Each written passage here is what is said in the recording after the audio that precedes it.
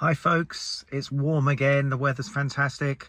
I've covered nearly 4,500 miles now, my M2. Had it since middle of November, so I know it fairly well, but there's still things that still surprise me. What I want to talk about briefly today, I want to get to talk to a lot of you M2 owners, particularly of the new LCi, but any M car really, to be honest with you. I'm always interested to hear different things, different tips, different teething problems. Now, a while ago, I remember Neil, one of the chaps who's got the lovely individual grey M2. I think he got it similar time to me, and he's done a few videos too. He mentioned about the steering, when it was like similar to dry steering, it made a bit of a noise. Yeah, that's another thing I want to talk about. When you go in reverse gear, sometimes the steering does get a bit sticky, and it sort of does make a bit of a grinding noise, but I don't think there's anything to worry about. I haven't taken it back to BM for it, but it's like a bit of a noise when the power steering, when you're going really slow in reverse gear or even going forward. So has anyone experienced that? Also, the camera. Now, the rear camera is okay on the car. It does what it needs to do. It does what it says on the tin. It lets you see what's behind you. I don't like the way the left door mirror goes down, so I've adjusted that. I like to keep it straight, because I think when it goes down, I don't think that's particularly safe. You lose quite a lot of the blind spot there. But you've got the camera, which lets you know anything on the floor and stuff like that. And of course, the parking assist. Now, a bit of a gizmo, bit of a gimmick. Has anyone used the self-parking? Because apparently these cars do park themselves, whether it's in a parallel park situation or parking between two lines in a car park. Does it drive forwards in a bay?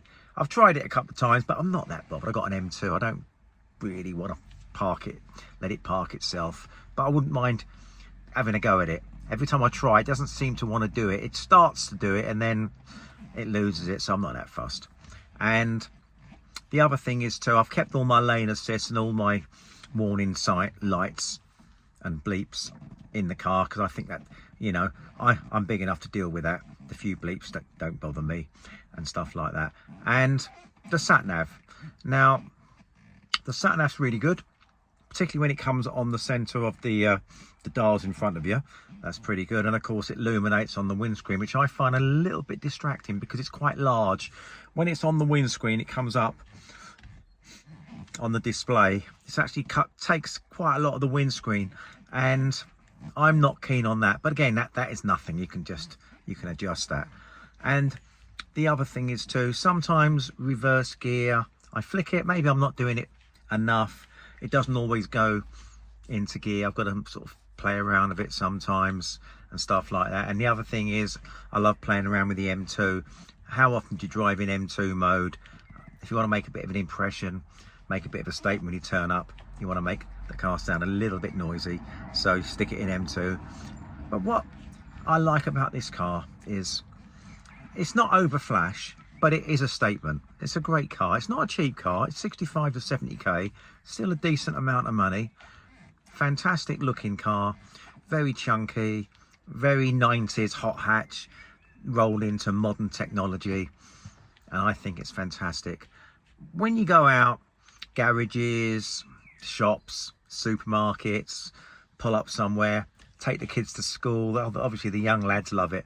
The other day I took my daughter to school. She is 17, 18, mind you, but sixth form. And I dropped her off, and a couple of kids come over to me and said, "Hello, mister, nice car. Would you mind revving it for me?" And very polite, and of course, I didn't mind. Made a bit of a pig's ear of it though, you know, to fiddle around with neutral and have a rev, but I did it anyway. And when you go to a petrol garage, you often get the admiring glances, and a lot of people sort of, because I'm obviously an older guy, I'm not a young tearaway, so they come up to me and sort of ask me about the car. That one person said to me, "All right, Grandad," I'm only kidding, but he probably thought that. He was about 22, and he thought these old bods driving these M2s is a bit, we're the only ones that can afford them probably. The young kids can't afford them. Anyway, so you do get a lot of attention, you know, and not just from guys, females too, but mainly guys. And what I like about it is all ages. You know, I was in a car park, went to a supermarket the other week, in the car park, and an oldish guy come over to me and said to me, "I've never seen one of them before, what is it?" and stuff like that.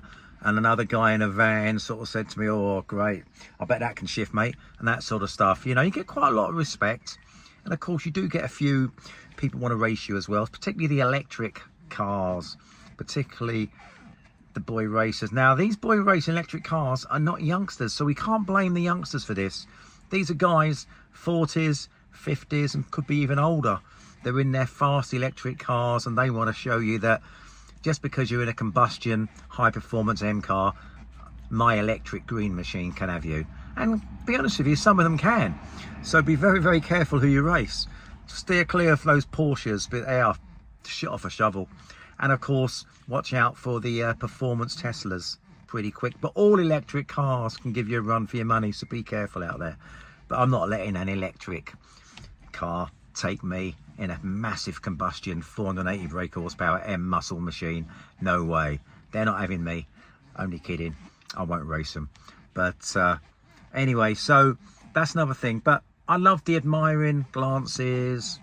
I love the way people just, they're so friendly. They want to talk to you. They want to know about the car. You know, most people know what an M car is, and it's nice. I've never had any problems. I've had a few people up my backside try to give me a bit of a race, but no one's really been pushing it. When they see it's a mature gentleman driving, and I'm not going to really risk my license just to prove that I can beat you. I can, but I won't prove it. I mean, if it's a straight road and it's all legal, of course I'll have a little go. But in regards to racing, I don't think so. You know, it's dangerous, it's risky. Plus the fact, if you've got an all-powerful car, I don't want to risk causing somebody else to have an accident, because that person in the other car might think I'm not giving up, you know. So I wouldn't want them to crash. So no racing. I just enjoy poodling around, giving it a quick burst now and again and stuff like that. But in regards to modifications, I've done a few little things to it, but haven't done anything to affect the warranty. I've put a little small fenders on it, on the side, the back, and stuff like that, which I think look nice. It's on a white car, and there are possibly a couple of more things I want to do to it. I was thinking about maybe getting a few spacers on it, but since I had that discussion on one of my videos about curbing it and width barriers, I think the car's wide enough. The only thing I think, but I try not to look at this, is it could do with being a little bit lower. I mean, not in terms of speed humps, stuff like that, just where the wheel arches are, because my son's got a very, very nice 325i, and it's not a new one, but I love that old shape, and I think it's an 09 or 10 plate, and that's been lowered. So when I look at his arches and the gap, and I look at mine, it makes it stand out a little bit. But again, this is a fantastic car. I'm just gonna have to sort of live with it, I think. I don't really want to lower it, to be honest with you, especially the way the roads are. You never know, speed humps and stuff like that. But only if I could wake up in the morning and just find it half an inch to an inch slightly lower under that wheel arch, I'd be happy.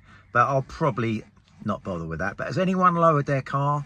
I mean, I know you can go online and see lowered cars, but from all you guys and girls out there, well, mainly guys, who've got the M2, who we've kept in touch with, have any of you spaced or lowered it? I'd love to hear, and stuff like that. And whether it would affect the warranty, I do not know. But at the end of the day, these are great looking cars, and you want to stand out. So maybe an inch off that arch would be nice. I think it would be nice. I don't know why there's such a gap there. I mean, I'm conscious of it now. When I first got it, I didn't really notice, but when people start mentioning it, I realise, oh yeah, there is quite a bit of a gap there. But I don't think on mine it notices too much. And but I'm probably going to live with it. But I'd like to hear if anyone's done it. And what about performance? Now, 0 to 60, they reckon 3.9 to 4 seconds. Now, I haven't really done much in the way of 0 to 60s. When I first got it, I did. I was mad. I was doing it in the wet. Stupid. Back end was all over the place. But when I get a chance, I get a road and it's safe, and I've got a 70-mile-an-hour road, I might try a 0 to 62 to see what we can get out of it on a dry road. But again, I'm not really that bothered now. I've had the car nearly 5 months, 4.5 months, so I'm not that bothered. So, but I'd like to know if any of you have done that and actually got. And the other thing is too, when I bought this car, although I was never really going to buy an Audi, I did quite like the Audi RS3, but my son said to me, Dad, don't buy the Audi RS3, buy an M car, buy an M4 or the M2. He wanted me to get the M2 and it grew on me and I bought the M2. But M4 convertible was what I was going to get, to be honest with you. But I'm very happy with what I've got. But whether or not I stick with it for 2 years, I don't know. I might get bored, but I still love the M4 convertible. But there's one I love even more. I love the CS, not the CSL. I don't want the one with the with everything taken out of it. I do like a little bit of luxury. I wouldn't want the one with a roll bar on it and all that. So although it looks great, I'd go for the CS. It's got the back seat, the carbon, beautiful car. But whether I go for that, I don't know. I'll probably make do with this. But they're bringing out an M2 CS. I can't wait to see that. I'd love to see what it's like. I hope it's not too much. I'm hoping it's not so stunning that it's going to look so much better than this one, because that's going to make me want it. But I don't think it's going to look much different, to be honest with you. Anyone, any ideas of what that's going to be like? I think it's going to be the same, basically the same, but with a few extras. It'll be amazing and it'll be quick. But will it be 4-wheel drive? I'm not so sure. Probably be a 2-wheel drive, but who knows? Who knows? You know, it'd probably be standard rear-wheel drive. Makes it more fun. But anyone know anything about that? I'd love to hear. And are you all happy with your M2s? Remember what I said about the steering earlier on? Feels a bit sort of noisy sometimes when you're going slow, trying to do a maneuver. Anyone had that? And any little niggly things, love to hear.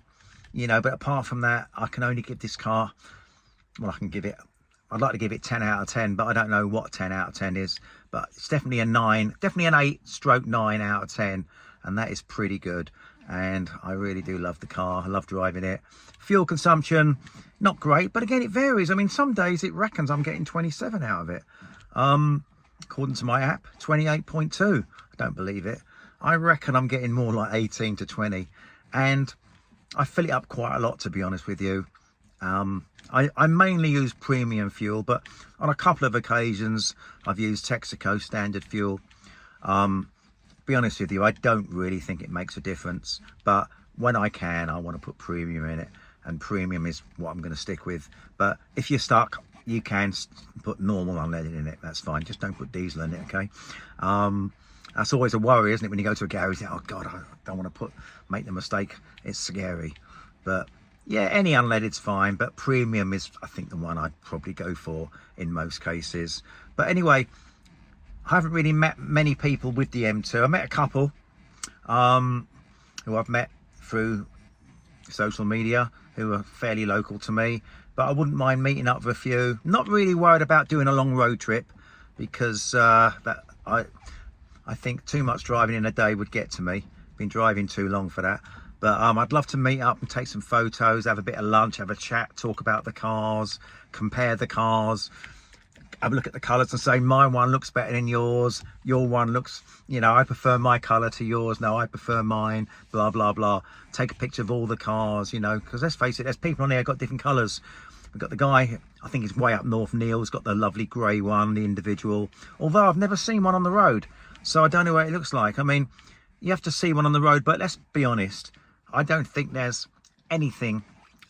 M2s look good in any colour, doesn't matter what colour, but I personally do like black. Black looks mean. I didn't want to go for black this time. I've had a lot of black cars, but black does look mean, to be honest with you, and all the rest of the colours are great as well. So it's just a question of getting the right balance and your own personal choice. I can't get my head around the alloy wheels, which are silver. Don't get me wrong, it's a personal choice. I can see where the guys are coming from who have the silver wheels, you know, but I just can't get my head around that, because I just think I go back to the 80s when all the wheels were silver, and I just think black, in my opinion, look mean, and they're easier to touch up when you scratch them.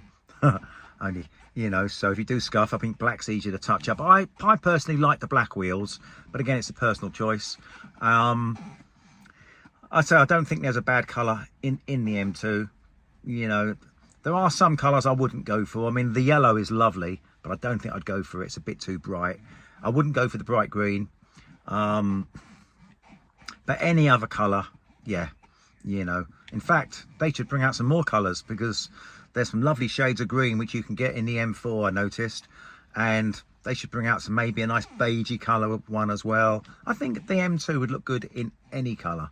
In who knows, maybe in a year or two, if I'm happy with the car still, or I'm not too bored of it, I might wrap it. Who knows? And pick a completely different colour, you know. That's quite exciting as well. But that's the other thing. Have any of you guys done any protection, like ceramic coating, special polish? Have you done PPF? I don't know much about that, but I think someone was saying the other day, if you do a lot of motorway driving, maybe having the front PPF is quite good for the stone chips. But if you're going to do that, I suppose you'd do the whole car. And what happens if you get a scratch on it or a scuff? Have you got to redo it again and stuff like that? So that's interesting to know. But I'm just happy to drive the car, enjoy it. But I do worry a little bit about that very exposed front radiator grille. I know we're all in the same boat, and if BMW thought it was a problem, they would put a cover over it. But I've noticed some people do mention about putting a cover over it. Now, what's the point of that? Surely BMW would have done their homework. If it needed a cover, surely it would come with a cover. But it is quite an exposed grille, and I do worry about it sometimes. And anyone had any problems with that, any stone chips in there?